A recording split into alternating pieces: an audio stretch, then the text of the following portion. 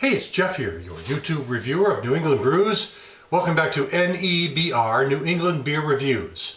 I'm in the midst of a snowstorm Juno, which is supposed to dump like 2 feet of snow here on New Hampshire. I don't think it's going to be quite that much, but it is snowing pretty good. So I figured I'd open up something I haven't really tried before from Wachusett of Massachusetts. This is their Light IPA, and it comes in with an alcohol by volume of 4.0% ABV. Also comes in with 121 calories, and the expiration date on this one is April of 2015. I read somewhere that I thought this beer was retired, but apparently not. It says here 20th anniversary of Wachusett. Now, that's a Massachusetts brewery. So I'm going to get right into this Light IPA and check it out. A Light IPA, something a little different here. So let's give it a pour and check it out. All right. It's pouring nice. Looks like a nice looking beer. And fits right into this glass pretty easily. There we go. Put it up here for now.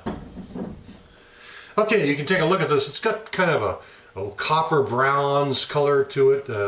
A fairly moderate carbonation with a modest little cream colored head up top. Aroma?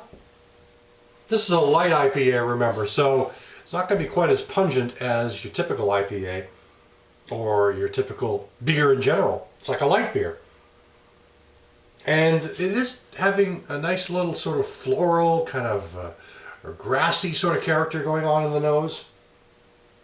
It's not bad at all. I'm picking up a bit of a hop character. It's not really forward, but it's there enough to know that there are hops in this beer.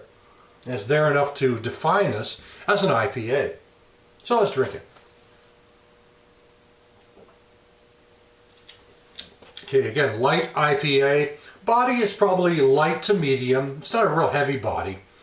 A fairly smooth body, though, I will say that.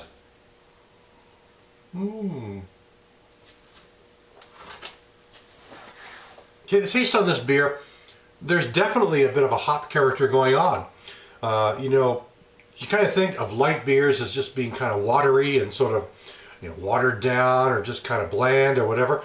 This one does have a bit of a character to it, but it's still a light beer, so it's not really front and forward. It's not one of these overwhelmingly hopped beers, but it does have that hop characteristic that is typical in an IPA, and this is a light beer. Again, a light to medium body, as I mentioned. Fairly easy drinking. I'd call this a sessionable beer. You know, you're picking up a slight toasted malt character at first, and then this sort of modest little hop character that kicks in, grassy, piney, just that sort of sharp bitterness, but it's not really overwhelmed. It still has a bit of a watered down feel to it, but not really to the point of an extreme, as some light beers might.